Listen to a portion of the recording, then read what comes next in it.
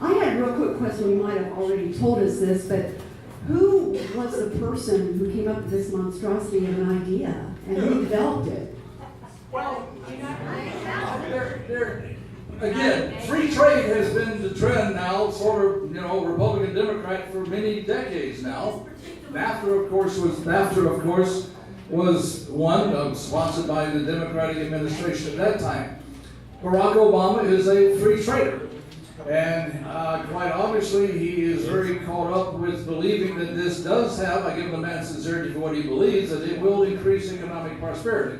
And remember, I think, for President Obama, putting this thing in place as a means of countervailing power to China is very important and looms very largely in his eyes. And again, that's obviously an important consideration. I just do not think that we need this thing in order to achieve that goal. I guess I'm trying to understand, how did it come to be? Who wrote it?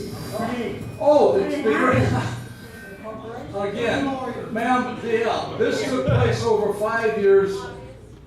You are absolutely right. I think in the analogy, occasionally, probably more than occasionally, in the United States Congress, a gaggle of lobbyists will come together and write a bill.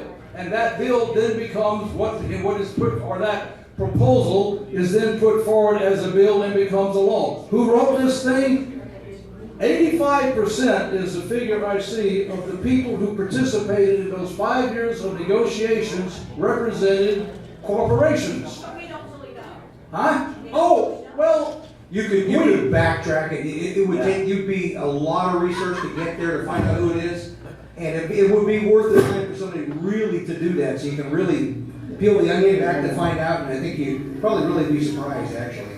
And I would, it wasn't, I think you could safely say who was not there in any major. There were not any labor union representatives there. There were not environmentalists there. There were not the average consumers there. Workers were not represented. None of those other special interests were. I like to ask this question. I don't mean, but just to put a bug in your ear. If there can be special international tribunals to make sure that corporate interests are served, why the heck couldn't there be special tribunals to make sure that labor unions and workers in some of these countries are served? Why not? No such thing exists. Remember, countries cannot lobby directly, but what they can do is hire powerful Washington law firms staffed by former senators and congressmen to go in and lobby for them. That is perfectly legal, and quite frankly, that practice needs to stop.